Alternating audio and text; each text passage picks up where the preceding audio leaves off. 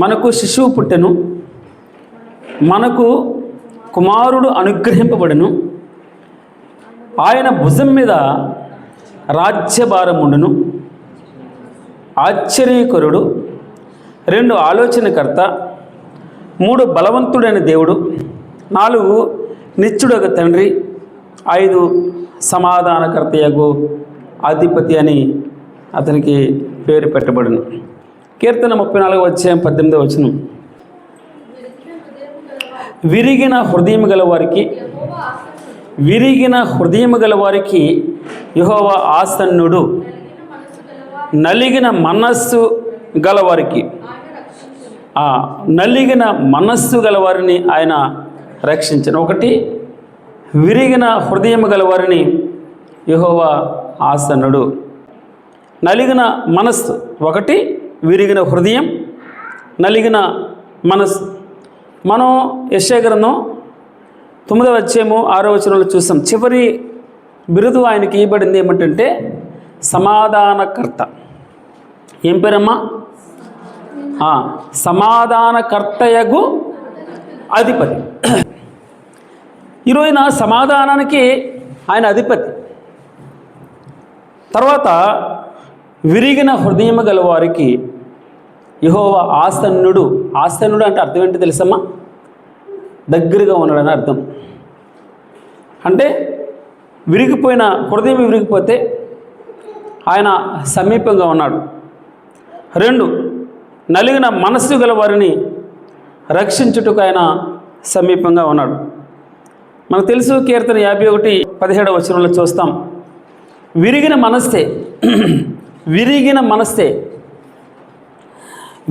మనస్సే దేవునికి ఇష్టమైన బలులు. విరిగిన మనస్సు అంటే ముక్కలైపోయినటువంటి మనస్సు.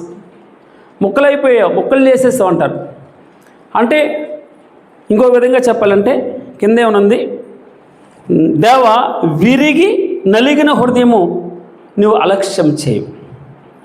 విరిగి నలిగిన హృదయమును నీవు అలక్ష్యం చేయు.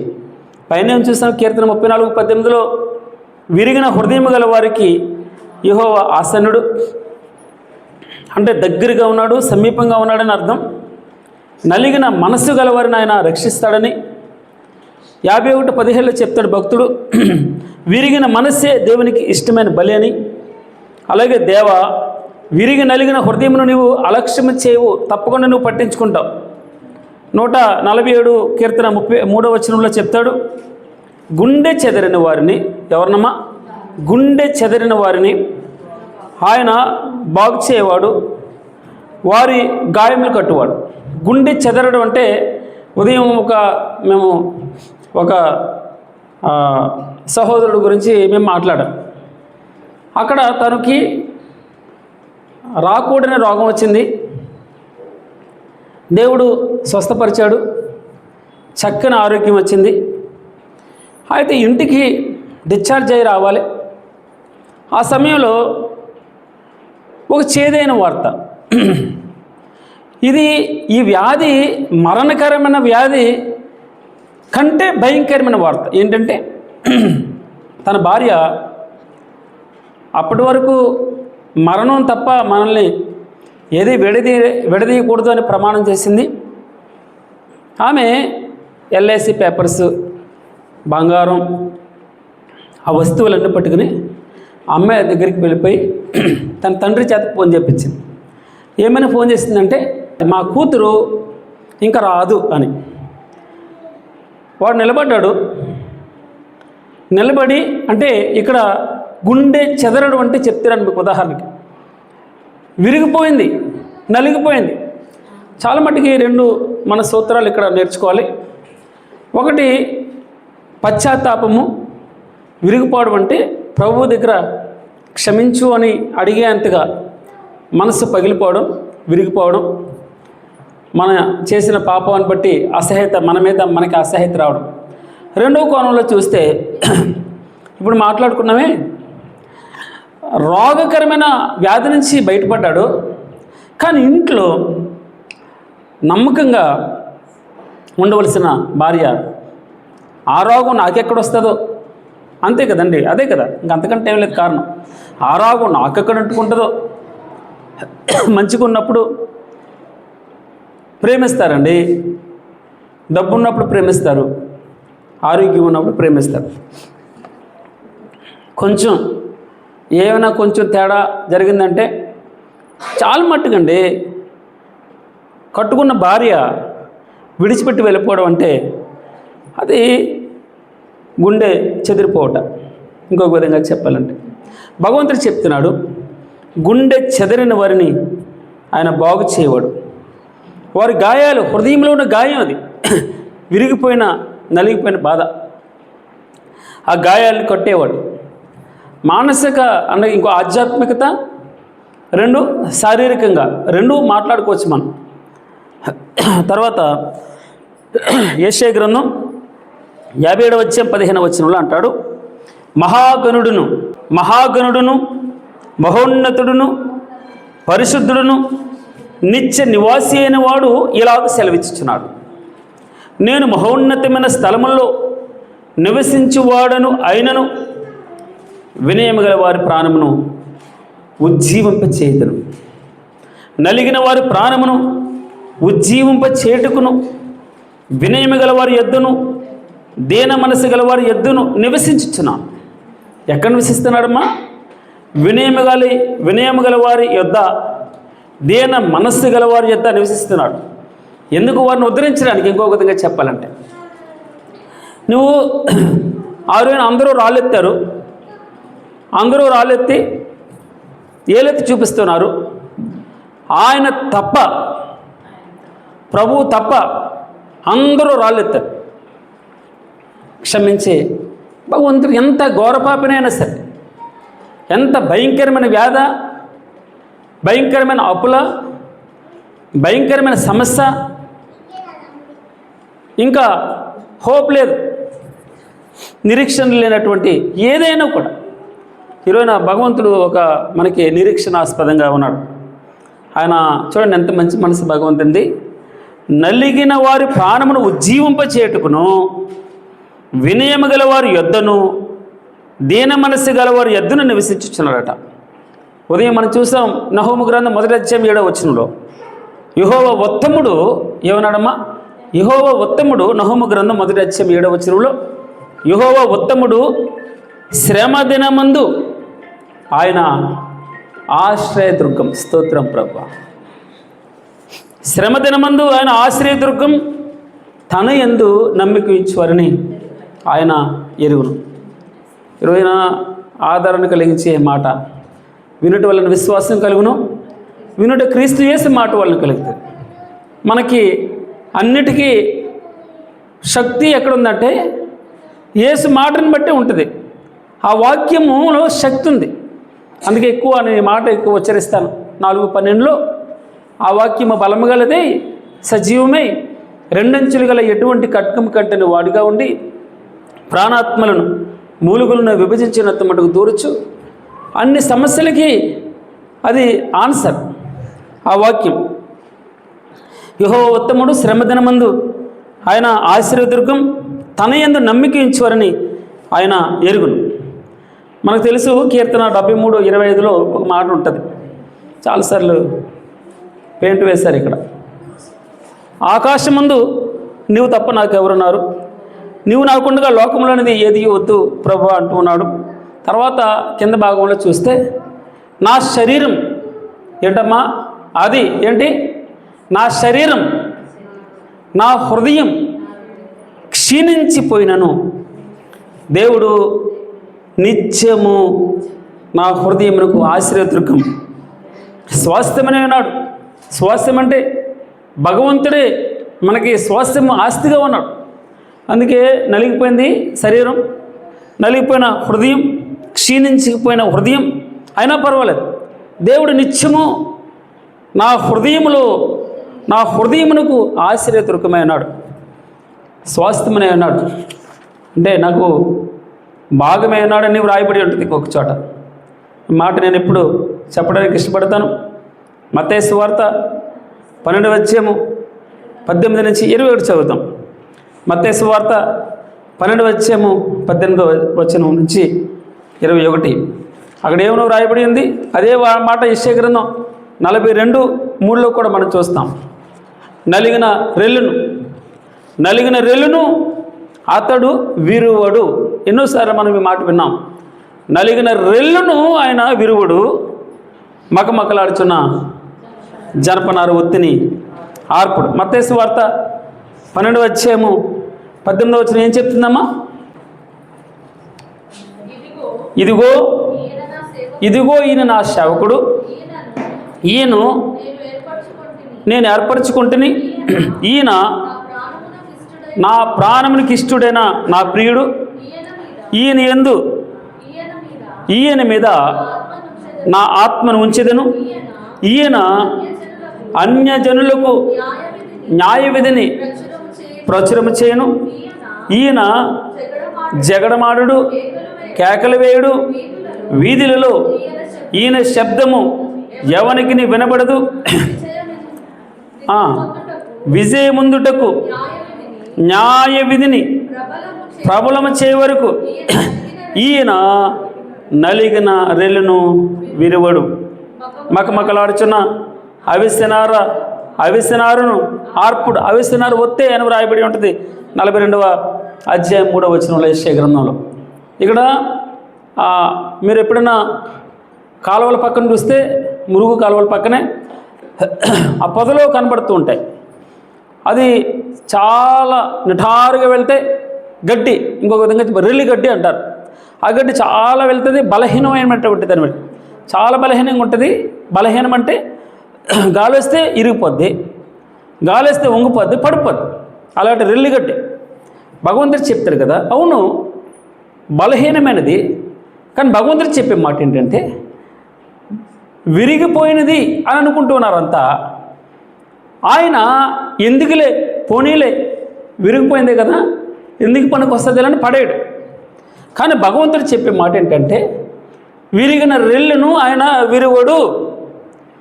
పోయింది ఎందుకులే, వాడిని ఎందుకు జ్ఞాపకం చేసుకోవడం అని విడిచిపెట్టడు. అయితే ఇంకొక పక్కనే ఉన్నది, మకమకలాడుతున్న జనపనారు ఒత్తే ఆరిపోతుంది, మినిగిమంటూ ఉంది. ఇంకొక 10 నిమిషాలు అయితే ఆరిపోద్ది, ఎందుకులే దాని గురించి పట్టించుకోవడం, కొత్తది కొనండి అన్ను భగవంతుడు. ఎందుకు అంటే మీకు మాట చూపిస్తాను. నేను ఐగుప్తులోనున్న నా ప్రజల బాధను నిశ్చయముగా చూచి తిని. ఆయన చూస్తూ ఉన్నాడు. అంటే విరిగిపోయింది అని ఆయన మనసులోకి వచ్చిందంటే దాని అర్థం ఏంటి? ఆయన చూస్తూ ఉన్నాడు. నేను ఐగుప్తులోనున్న నా ప్రజల బాధను నిశ్చయముగా చూచి తిని. మీరు అనుకుంటున్నారేమో నేను లేచుట కూర్చోవడం ఆయనకు తెలుసు. నా మాట నాలుకకు రాకమునిపే ఆయనకి ఎరుక. ఇందాక మనం చూసాం, నహూము గ్రంథం 1:7 అన్నాడు. నహూము గ్రంథం 1:7 యెహోవా ఉత్తముడు, శ్రమదినమందు ఆయన ఆశ్రయదుర్గం, తన యందు నమ్మిక ఉంచు వారిని ఆయన ఎరుగును. మకమక లాడుతున్న జనపనారు ఒత్తే, మినిగిమంటున్న దీపం, అది ఎప్పుడు ఆడిపోతుందో తెలియదు. భగవంతుడు అంటున్నాడు, నిన్ను ఐగుప్తులో ఉన్న నా ప్రజల బాధను నిశ్చయముగా చూచి తిని. నేను చూచాను, నిశ్చయముగా చూచాను. రెండో మాట, పనులలో తమను కష్టపెట్టు వారిని బట్టి వారు పెట్టిన మొర్ర వింటిని. నేను చూశాను, విన్నాను. మూడవది, వారు దుఃఖములు నాకు తెలిసేయను. ఎంత మంచి మాట అండి. ఈరోజున నలిగిపోయిన రెల్లు ఇరిగిపోయిందిలే, పోతే పోయిందిలే అని ఆయన పడేయట్లేదు. ఎప్పుడైనా చీమలు ఉంటాయి, చీమలు తొక్కేసి నలిపేసి తోలేస్తాం మనం. చీమ కంటే తక్కువైనటువంటి వారం భగవంతుని దగ్గర. కానీ భగవంతుని దృష్టిలో మనం చాలా ప్రత్యేకంగా మనల్ని ఒక స్థానాన్ని ఉంచుతున్నాడు. మనల్ని ఆయన చూస్తూ ఉన్నాడు. ఒకటి, ఆయన మన ప్రతి కష్టాన్ని వింటూ ఉన్నాడు. అందుకే లేదు తన బాధ చాలా రంపపు కోత అంటారు. ఇంకొక విధంగా చెప్పాలంటే ఏం కోత అమ్మది? రంపపు కోత, గుండెల నిండా బాధ. అవిసెనార అంటే జనపనారు ఒత్తే మినిగిమనే. ఇది దాని అర్థం ఏంటంటే ఇంకంత మొత్తం నలిగిపోయినటువంటి స్థితిలో, ఏం చేయాలో అర్థం కానటువంటి స్థితిలో రంపపు కోత ఉంటుంది హృదయాల్లో, గుండె నిండా వేదన. మీరు ఎప్పుడైనా చూసి ఉంటారో లేదో, కదిపితే ఏడుపు వస్తుంది. జస్ట్ వారి గురించి అమ్మ ఏంటి అంటే వారు దుఃఖంతో మాట్లాడతారు మనతోటి. ఎన్నో కుటుంబాల్లో ఆయన సమాధానకర్తయగు అధిపతి, సమాధానమునకు కర్త ఆయన అధిపతి. నీకు అందుకే ప్రయాసపడి భారం మోసుకుంటున్న సమస్త జనులారా నా యొద్దకు రండి, నేను మీకు విశ్రాంతినిస్తాను. ఏం చెప్తున్నాడు భగవంతుడు? నేను మీకు విశ్రాంతినిస్తాను. మీకు రిలీఫ్ ఉంటుంది. మీకు ఎక్కడున్నా, డబ్బున్నా, ట్యాబ్లెట్స్ ఉన్నా, లేదా ఇంకో పెద్ద పెద్ద క్రెడిట్ కార్డ్స్ ఉన్నా, బంగ్లాలున్నా, హై క్లాస్ కారున్నా, మేడమిద్దులున్నా, నీకు సమాధానం అంటే ఎవరో తెలుసమ్మా? యేసు. ఆ సమాధానం నీకు ఉండాలి. కడుపు నిండా అన్నం తినాలి, కలిసి కుటుంబ ప్రార్థన చేసుకోగలగాలి, కలిసి కొద్దిసేపు భోజనం చేసి ఒక 10 నిమిషాలు మాట్లాడుకోగలగాలి. నీకు సమాధానం ఉంటే కుటుంబంగా ఉంటాం మనం. ఆ సమాధానము ప్రభు ఇచ్చేది. లేకపోతే ప్రయాసపడుతూ ఉంటాం, దేనికోసమో ప్రయాసపడుతూ ఉంటాం. ప్రయాసపడి భారం మోసుకుంటున్నాం. ఏం చేస్తున్నామో భారం మోసుకుంటున్నాం. మనంతని మనమే భగవంతుని మీద ప్రార్థన చేయట్లేదు, మనం ఆయనకి ఇవ్వట్లేదు. ఆయన చెప్పే మాట ఏంటంటే, నేను మిమ్ముని గురించి చింతించుచున్నాను కనుక మీ చింత యావత్తు నా మీద వేయడంటే సరిగా ప్రార్థన చేయలేకపోతున్నాం. మన బాధ అంతా పట్టుకెళ్ళి ఆయన మీద వేయడానికి కూడా మనకి బద్ధకం అవుతుంది. కొద్ది నిమిషాలు ఆయన సన్నిధిలో మోకరిల్లి, ప్రభు అవును తండ్రి, నలిగిపోయిన రెల్లును, మకమకలాడుతున్న ఒత్తిని ఎప్పుడు ఆరిపోతానో తెలీదు, ఎప్పుడు ఇరిగిపోతానో తెలీదు తండ్రి. నలిగిన రెల్లును అతని విరవుడు, మకమకలాడుతున్న జనపనారు ఒత్తిని ఆర్పడు. విలాపవాక్యంలో 3వ అధ్యాయం 22వ వచనంలో చూపిస్తాడు. యెహోవా కృపగలవాడు, యెహోవా కృపగలవాడు, ఆయన వాత్సల్యత ఎడతెగక నిలిచినదట. గనుక మనము నిర్మూలము కాకుండా వారు అనుదినము నూతనముగా ఆయనకు వాత్సల్యత పుడుచు ఉంది.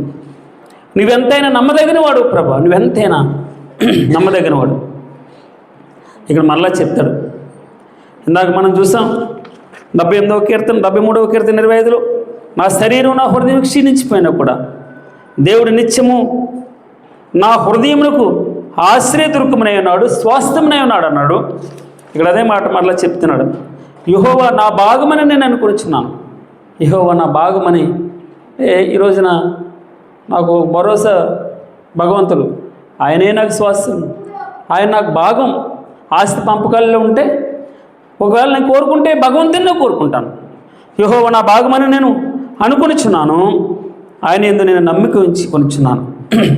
తన్ను ఆశ్రయించే వారి ఎడల యెహోవా దయాళుడు, తన్ను వెదిక వారి ఎడల ఆయన దయ చూపే దేవుడట. 37వ అధ్యాయంలో 11వ వచనం, అప్పుడు ఆయన నాతో ఇట్లనెను. ఏమంటున్నాడమ్మా? నరపుత్రుడా, ఈ ఎముకలు ఇశ్రాయేలులనందరినీ సూచించుచున్నవి. పైన వ్రాయబడి ఉంది, అవి కేవలం ఎండినవి. ఎండినవి అంటే జీవం లేనివి, పాడైపోయింది, విరిగిపోయింది, నాశనం అయిపోయింది, ఆరిపోయింది, జ్ఞాపకానికి రాదు, ఎండిపోయింది. అదేమన్నా పొయ్యిలో పెట్టుకుంటారమ్మా? లేదు, కేవలం ఎండినవని రాయబడి ఉంది పైన. మీరు చూడండి ఒకసారి. తర్వాత అంటాడు, ఈ ఎముకలు భగవంతుడు చెప్తాడు, ప్రవచించు అన్నాడు. ఎత్తిపెట్టి ప్రవచించాడు. గడ గడ గడ అనే శబ్దం వస్తుంది అక్కడ. ఆ ఎముకలు కలుస్తూ ఉన్నప్పుడు గడగడమనే శబ్దం వస్తుంది. ఎముకలు కలిసిపోయిన తర్వాత అన్నిటికీ నరాలు వచ్చాయట. 37వ అధ్యాయం. దానిపైన చర్మం వచ్చిందట. అప్పుడు మరలా ఇంకొకసారి నువ్వు ప్రవచనమెత్తు నరపుత్రుడా, ప్రవచనమెత్తు అన్నాడు.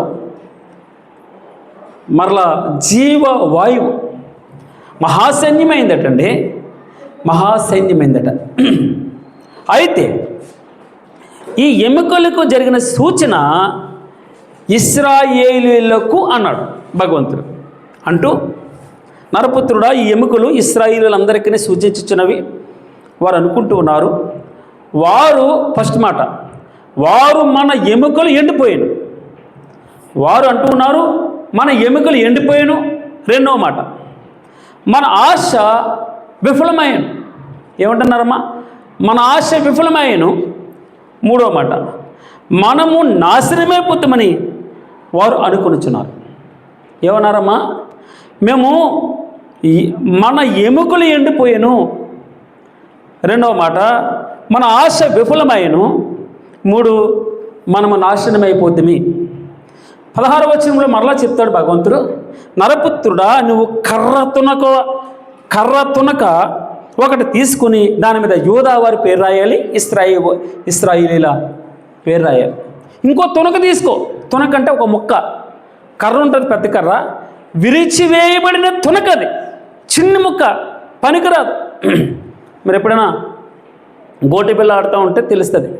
తునక అంటే చిన్న ముక్క, పెద్ద కర్ర. ఆ కర్ర నుంచి విరిచివేయబడ్డది. కర్ర నుంచి విరిచివేయబడ్డది. విరిచివేయబడిన తునక ముక్క ఇశ్రాయేలీయుల పేరు, యూదా వారి పేరు రాయి అన్నాడు. ఇంకో తునక తీసుకో. ఆ తునక మీద ఎఫ్రాయిము, యోసేపు పేరు రాయమన్నాడు. ఇప్పుడు ఆ రెండు తునకలు తీసుకొని నీ చేతిలోకి తీసి ప్రవచించు. ఆ రెండు తునకులు కలిసిపోయినట ఒకే తునకైంది, ఒకే కర్రగా అవుతుంది. ఈరోజు భగవంతుడు చెప్తున్నాడు, సమాధానమునకు కర్త అయిన అధిపతి, సమాధానకర్త అయిన అధిపతి, ఆయన శాంతికి అధిపతి. 14:20 చెప్తాడు యోహాను సువార్త, నేను మీకు శాంతిని అనుగ్రహించుచున్నాను, నా శాంతిని అనుగ్రహించుచున్నాను. ఎంత మంచి మాట అండి. ఆయన శాంతి ఆరోగ్యాన్ని ఇస్తుంది, ఆయన శాంతి మనకి ఆయుష్ని ఇస్తుంది, ఆయన శాంతి సంతృప్తినిస్తుంది. చాలే ప్రభా, ఈ బ్రతికిది చాలే ప్రభా, ఈ బ్రతికి ఇంత చాలు. తర్వాత 17వ వచనంలో ఏముంది? అప్పుడది తునక ఎగినట్లు ఒకదాన్ని ఒకటికి జోడించు, అవి నీ చేతిలో ఒకటవుతుంది. ఇప్పుడు ఇశ్రాయేలీలు యూదాయ వారు ఒకే జనాంగం అయిపోతుంది. వారిని విడదీయలేరు. ఇంకా ఈ రోజున అంత శక్తి సామర్థ్యం ఇప్పుడు ఇశ్రాయేలీలకు ఉంది. ఎలాగనో వచ్చిందంటే భగవంతుడు చెప్తూ ఉన్నాడు, చాలా మట్టుకి నేను గొప్ప అనుకుంటే అహరోను ఒక కర్ర తీసుకుని రా నీ గోత్రం నుంచి అన్నాడు. అహరోను కర్ర తీసుకొచ్చాడు, మిగిలిన 11 మంది కూడా కర్రలు తీసుకొచ్చారు. ఎండిపోయిన కర్రది, ఎండిన కర్ర ఉదయం చూసేటప్పటికి ఏమైందో తెలుసమ్మా? చిగురించిందట, ఫలాలు వచ్చిందట, బాదము పండ్లు కాస్తుందట. విచిత్రం కాదు? మన జీవితంలో మొద్దు, యెషయా మొద్దు. ప్రభు అంటే ఏంటో తెలుసమ్మా? హోప్. ప్రభు అంటే మనకు హోప్, ఒక నమ్మకం. భగవంతుడే మన నమ్మకం. ఆయన అంటూ ఉన్నాడు, యెషయా మొద్దు చచ్చిపోయింది, అది బ్రతకదు అన్నాడు. నరపుత్రుడా, ఈ ఎముకలు బ్రతకగలవా? Question mark. మరి చూడండి అక్కడ ఆ మాట 37వ వచనం ఎంత చక్కగా ఉంటుందో. బ్రతకగలవా అంటూ ఉన్నాడు. ప్రవచనం ఎత్తాలి. భగవంతుడు చెప్పే మాట, విరిగిన రెల్లు ఆయన విరిచివేయడు. ఎలాగ విరిగిపోయింది కదా, ఎందుకు పనికి వస్తుందిలే అని ఆయన పడేయడండి పక్కనే. ఆయన మగమగలాడుతున్న జనపనారు వద్దే అని అన్నాడు. విరిగి నలిగిన హృదయమును ఆయన అలక్ష్యం ఇచ్చాడు, పట్టించుకుంటాడు. ఆయన మిమ్మల్ని గురించి చింతించుచున్నాడు. అంటే కింద ఏమైనా ఉంటుందో తెలుసమ్మా? లక్ష్యము చేయుచున్నాడు. ఎంత గొప్ప మాట తెలుసండి. ఆయన లక్ష్యం చేయుచున్నాడు. 61వ అధ్యాయంలో మనం చూస్తాం ఇదే మాటలు. యెషయా గ్రంథం 61వ అధ్యాయం మొదటి వచనంలో ఏం చెప్తాడమ్మా? ప్రభువు యెహోవా ఆత్మ, అక్కడ 40 ఇందాక మనం చూసాం. మత్తయి సువార్త 12వ అధ్యాయం 18వ వచనంలో కూడా చూస్తాం, యెహోవా ఆత్మ నా మీదకి వస్తుంది, నేను నీ సేవకుడిని అంటూ ఉన్నాడు. ఇక్కడేమంటున్నాడు? ప్రభువు యెహోవా ఆత్మ నా మీదకి వచ్చినది, దీనులకు సువర్తమానము ప్రకటించుటకును. ఏ వర్తమానం అమ్మది? ఏ వర్తమానమమ్మ? సువర్తమానము. సు అంటే మంచి, వర్తమానం అనగా సమాచారము, మంచి సమాచారం. నేడు క్రీస్తు మీ కొరకు పుట్టి ఉన్నాడు. క్రీస్తు నేడు మీ కొరకు పుట్టి ఉన్నాడు. స్వర్తమానము, సువర్తమానము, మంచి సమాచారము. తర్వాత దీనులకు సువర్తమానము ప్రకటించుటకు యెహోవా నన్ను అభిషేకించును, నలిగిన హృదయము గల వారిని దృఢపరచుటకును. దేనికోసమమ్మా? నలిగిన హృదయం అంటే, నలిగిన హృదయం అంటే చుట్టూరు సమస్యలే. కొన్ని జీవితాల్లో ఒక విధంగా చెప్పాలంటే ఏ రేవుకి వెళ్ళినా ముళ్ళ పరిగే అంటారు. ఏ ప్రయత్నం చేసినా విఫలమవుతూనే ఉంటాం. ఆయన భగవంతుడు చెప్పే మాట, మీరు కొంచెం కాలం శ్రమ పడిపోయమాట ఆయన మిమ్మల్ని, మొదటి పేతురు 5:10 చెప్తాడు, కొంచెం కాలం శ్రమ పడిన పిమ్మట ఆయన మిమ్మల్ని పూర్ణులుగా చేసి ఆయన బలపరుస్తాడు, మిమ్మల్ని స్థిరపరుస్తాడు, మిమ్మల్ని స్థిరపరుస్తాడు, నిలబెడతాడు. ఆయన మిమ్మల్ని పట్టించుకుంటున్నాడు, ఆయన మిమ్మల్ని చూస్తూ ఉన్నాడు, మీ కష్టాలన్నీ వింటూ ఉన్నాడు, మీ బాధలన్నీ ఆయనకు తెలుసండి.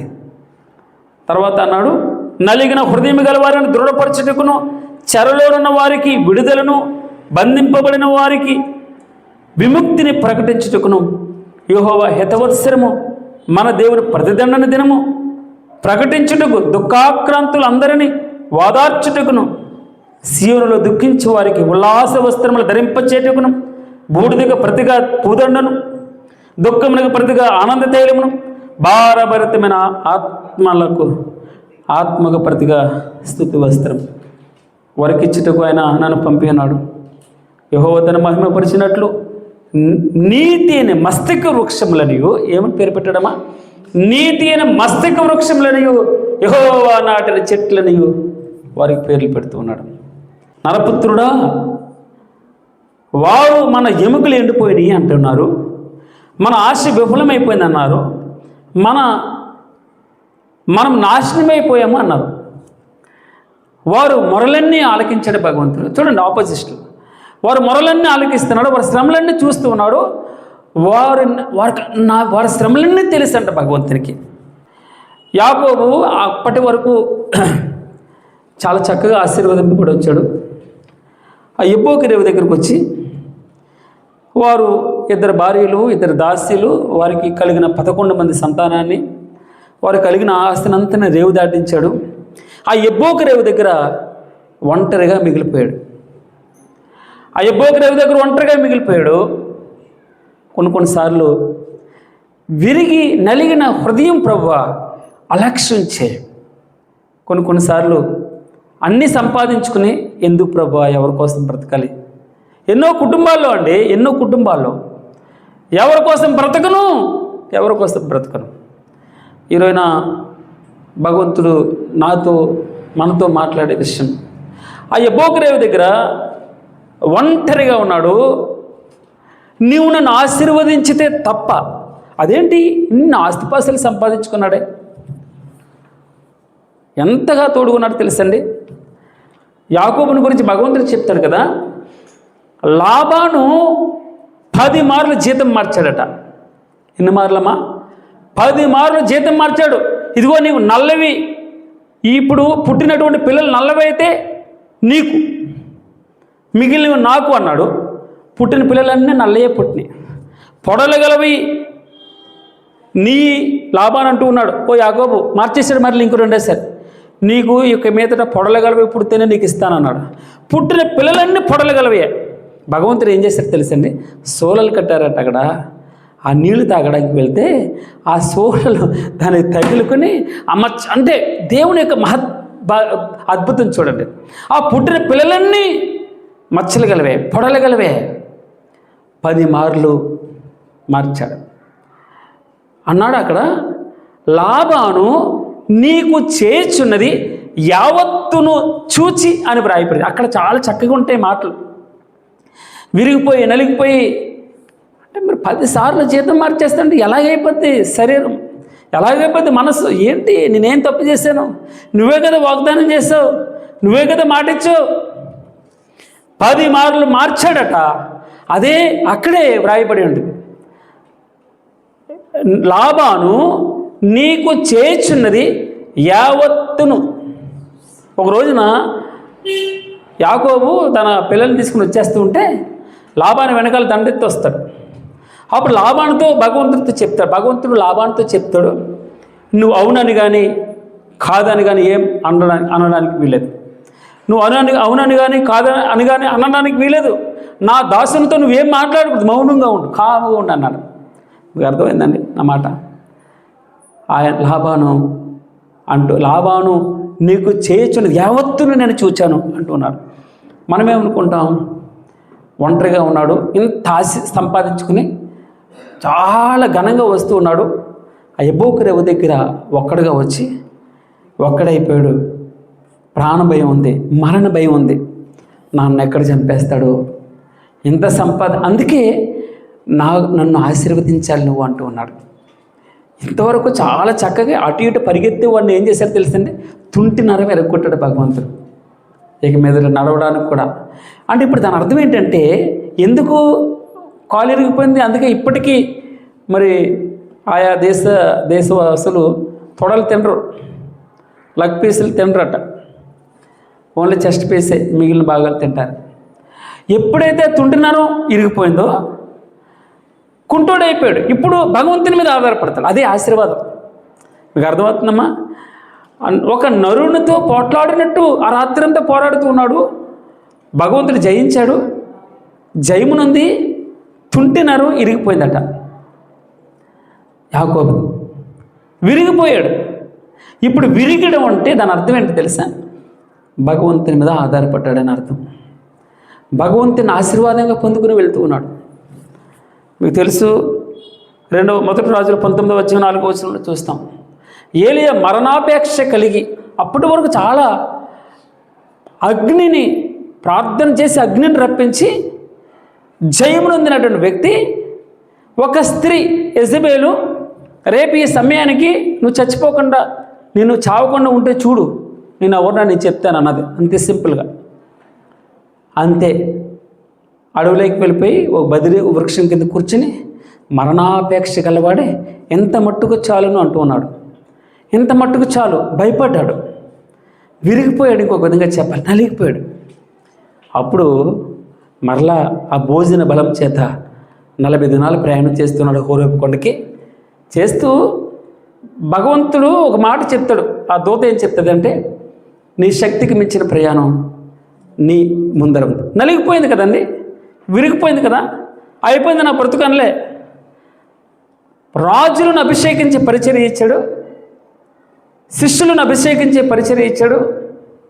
అంత మాత్రమే కాదు, లోకాసు వార్త 1:18 చెప్తాడు. యోహానట బాప్తిస్మం ఇచ్చి యోహానట, ఎవరో తెలిసిన బాప్తిస్మం ఇచ్చి యోహాను ఏలియా ఆత్మ కలిగిన వాడని వ్రాయబడి ఉంది. అంత మాత్రమే కాదు, మన లోకాసు వార్త 9:9 వచ్చేటప్పటికి అక్కడ రేపు యెరూషలేములో జరగబోయే నిర్గమమును గురించి ఏలియా ప్రభువుని ఆదరిస్తున్నట్టుగా మనం చూస్తాం. ఎన్నెన్ని పరిచర్యలు మరలా ప్రకటన గ్రంథం 11వ అధ్యాయంలో కనపడతాయి. మీరు ఆలోచించండి, నలిగిపోయింది, అయిపోయింది. భగవంతుడు నీ శక్తికి మించిన ప్రయాణం నీ ముందు ఉంది అన్న ఆశ అంటూ ఉన్నాడు. విస్తారమైన సైన్యముల చేతిలో ఓడిపోకుండా బలం లేని వారికి సహాయం చేయుటకు నీకన్నా ఎవరునూ లేరు ప్రభువా, మా దేవా. యెహోవా మాకు సహాయం ఇచ్చేము, నిన్నే నమ్ముకొని ఉన్నాం. నీ నామమును బట్టియే ఈ సైన్యమును ఎదిరించుటకు బయలుదేరి ఉన్నాం. స్తోత్రం ప్రభువా. ఏమన్నాడమ్మా? బలం లేని వారికి బలం దయచేసేవాడు నువ్వే. విస్తారమైన సైన్యముల చేతిలో ఓడిపోకుండా బలం లేని వారికి సహాయం చేయుటకును నీకన్నా ఎవరునూ లేరు మా దేవా యెహోవా, సహాయం ఇచ్చేము, నిన్నే నమ్ముకుని ఉన్నాం. నీ నామమును బట్టి ఈ సైన్యమును ఎదిరించుటకు బయలుదేరి ఉన్నాం. పక్కన 20-12 చెప్తారు యెహోషాపాతు, మా దేవా, నీవు వారికి తీర్పు తీర్చువా? మా మీదకి వచ్చి ఈ గొప్ప సైన్యముతో యుద్ధం చేయుటకు మాకు శక్తి చాలదు, ఏమి చేయుటకును మాకు తోచదు ప్రభువా అంటూ ఉన్నాడు. నీవే మా దిక్కు అన్నాడు. నేను ఎందుకు చెప్తున్నానంటే ఈ మాటలు, బలం లేదు మాకు, నీవే మా బలం ప్రభువా. నువ్వు నా శ్వాస భాగమని మేము అనుకుంటున్నావు, నువ్వు మా భాగమని మేము అనుకుంటున్నావు. దావీదు చిన్న పిల్లోడు కదండి, సౌలు అంటూ ఉన్నాడు, నువ్వు బాలుడువు, వాడు బాల్యము నుండి యుద్ధాభ్యాసం చేసిన వాడు. చూడండి ఎంత డిఫరెన్స్ ఉందో. నీవు బాలుడువు, వాడు అనగెవరు? గొల్యాతు బాల్యము నుండి యుద్ధాభ్యాసం చేసిన వాడు. ఆశ ప్రార్థన చేస్తాడు, నిన్నే ఏమన్నాడు? ఆశ ఏమని ప్రార్థన? విస్తారమైన సైన్యముల చేతులు ఓడిపోకుండా బలం లేని వారికి సహాయం చేయుటకు నీకన్నా ఎవరునూ లేరు. మా దేవా యెహోవా, సహాయం చేయము, నిన్నే నమ్ముకొని ఉన్నాం. నీ నామమును బట్టియే ఈ సైన్యమును ఎదిరించుటకు బయలుదేరి ఉన్నాం. మా దేవా యెహోవా, మాకు సహాయం చేయము, నిన్నే నమ్ముకొని ఉన్నాం. విస్తారమైన సైన్యముల చేతులు ఓడిపోకుండా వాడికి ఎంత సైన్యం? 10 లక్షల సైన్యం ఉంది. పాపం వీరి దగ్గర 5 లక్షలే ఉంది, సగాన సగం ఉంది అంటూ ఉన్నాడు. విస్తారమైన సైన్యముల చేతులు ఓడిపోకుండా బలం లేని వారికి సహాయం చేయటకు నీకన్నా ఎవరునూ లేరు. మా దేవా యెహోవా, మాకు సహాయం చేయము, నిన్నే నమ్ముకొని ఉన్నాం. నీ నామమును బట్టి ఈ సైన్యమును ఎదిరించుటకు బయలుదేరి ఉన్నాం. యెహోషాపాతు ఏమని ప్రార్థన చేస్తున్నాడు? మా దేవా, నీవు వారికి తీర్పు తీర్చవా?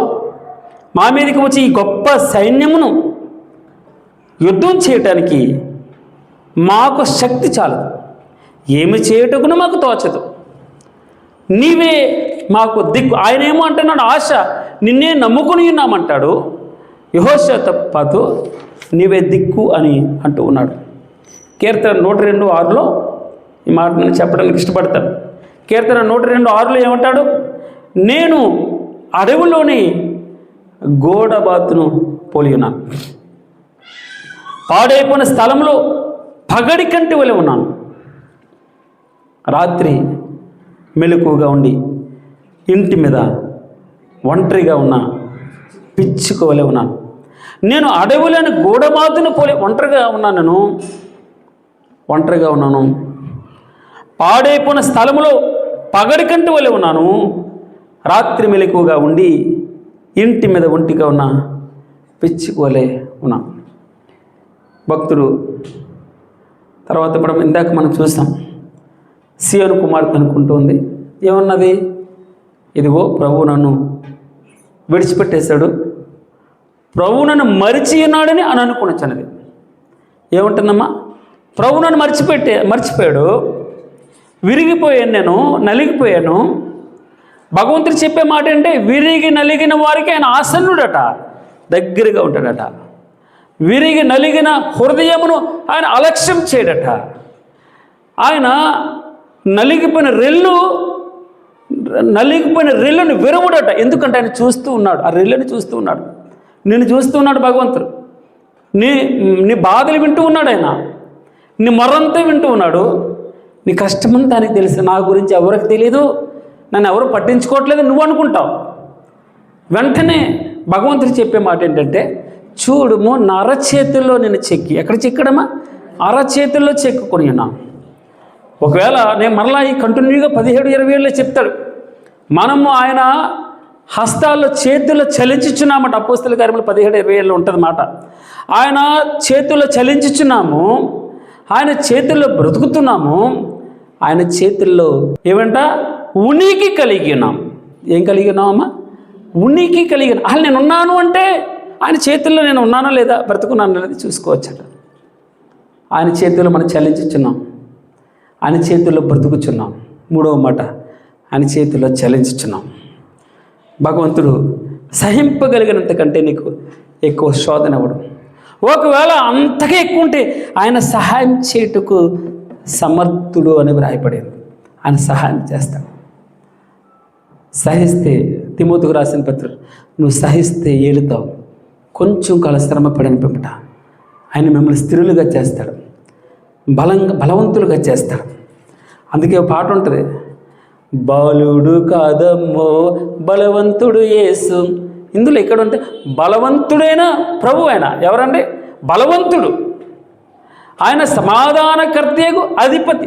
యాలయనగా మనకు శిశువు పుట్టెను. ఆయన ఒకటి ఆశ్చర్య చెప్పండి అందరూ, ఆయన ఆశ్చర్యకరుడు, ఆలోచనకర్త, బలవంతుడైన దేవుడు, నిత్యుడకు తండ్రి, సమాధానకర్తకు అధిపతి అని ఆయనకి పేరు. భగవంతుడు ఈ రోజున చెప్తున్నాడు, చాలాసార్లు చెప్పే మాట, ఆయన చూచి అని వ్రాయపడింది. 38 సంవత్సరాల బెతెస్దా కోనేటి దగ్గర పడి ఉన్నవాడు చూచాడు, ఆయన స్వస్థపడగొరుచున్నావా అంటున్నాడు. 18 సంవత్సరాల నుంచి దెయ్యం పట్టి నడువంగిపోయిందట. జాలి పడుతున్నాడండి, చూచి జాలిపడి అని వ్రాయబడి ఉంటుంది. జాలిపడి భగవంతుడు నా పట్ల నీ పట్ల జాలి పడుతున్నాడు. 12 సంవత్సరాల ఆ స్త్రీ రక్తస్రావ రోగం, ఆయన తెలియదంటారా? ప్రభావం వెళ్ళిపోయింది. ఆ తల్లిలో నుంచి తల్లి ముట్టుకుంటే వస్త్రపు ఆయన జస్ట్ మామూలుగా పరీక్షించాలని చెప్తూ ఉన్నాడు. ఆయనకు తెలీదా? పుట్టుకురుట్టువాడు, పుడుతూనే గుడ్డువాడు, పుడుతూనే కుంటాడు. ఆ దేవాలయానికి ఎక్కుతూ ఉన్నప్పుడు పేతురు అంటాడు, వెండి బంగారములు లేవు మా దగ్గర ఏమి లేవు, వెండి బంగారాలు లేవు, ఏముంది? యేసు నామం, హల్లెలూయా, స్తోత్రం స్తోత్రం స్తోత్రం. యేసు అనగా రక్షకుడు, అన్నిటి నుంచి రక్షిస్తాడు. కొన్ని ఎగ్జామ్షన్స్ ఏమి లేవు ఆయనకి. ఆయన 34వ కీర్తన మనం చదివాం కదా, మొట్టమొదట 34వ కీర్తన ఏమున్నదమ్మా? 34:18 విరిగిన హృదయము గల వారిని యెహోవా ఆసన్నుడు, సమీపంగా ఉంటాడు, నీకు దగ్గరగా ఉంటాడు. నలిగిన మనస్సు గల వారిని ఆయన రక్షిస్తాడు. 51:17 చూస్తాం, విరిగిన మనసే. ఇప్పుడు బాధలో ఉన్నామని, నేను చిన్న కుమారుడు, ఆయన వాళ్ళంత దూరాన ఉన్నాడు, తను లేచి ఒక మాట అనుకున్నాడు, అయ్యో నేను ఇక్కడ పందులు తినే పుట్టు దొరకట్లే, అయ్యో నా తండ్రి ఇంట దాసులకు కూడా సమృద్ధిగా ఆహారం ఉంటుంది, అయ్యో నేను ఇక్కడ ఆకలికి చచ్చిపోతున్నానని తన మనసులో అనుకుంటున్నాడు. నేను లేచి, తండ్రి ఇక మీదట నీ కుమారుడను అని అనిపించుకున్నట్టుకు యోగ్యుడని కాను, నీ పనివారిలో ఒకనిగా పెట్టుకో ప్రభా. విరిగిపోయిన అన్న ఏమంటే నాకు తెలుసండి, ఈ వేసలతో తినివేసిన వాడిని నువ్వు ఎలాగ ఆహ్వానిస్తున్నావు? వాడు వస్తే, ఆ పనికిమాలోడు వస్తే, ఇంకొక విధంగా చెప్తే అన్న అంటున్నాడు, ఆ పనికిమాలోడు వస్తే నువ్వు విందు చేస్తావా, సంబరాలు చేస్తావా, డ్యాన్సులు వేస్తారా? భగవంతుడు చెప్పే మాట ఒక్క పాపి విషయమే, విరిగిపోయిన ఈ మనిషి విషయమే, నలిగిపోయిన ఈ మనిషి విషయం, పశ్చాత్తాపడిన ఈ మనిషి విషయమే. పరలోక రాజ్యంలో సంతోషం కలుగుతుందట, తోతలేదట. ఎక్కడ ఎంత అద్భుతం దొరకదమ్మా. భగవంతుడు చెప్తున్నాడు కదా, విరిగి నలిగిన వారికి ఆయన ఆసన్నడు. ఎందుకో ఈ మాటలను చెప్పాలని అనిపించింది నాకు. ఆయన శాంతిమూర్తి, ఆయన శాంతమూర్తి, శాంతిని అనుగ్రహించే దేవుడు.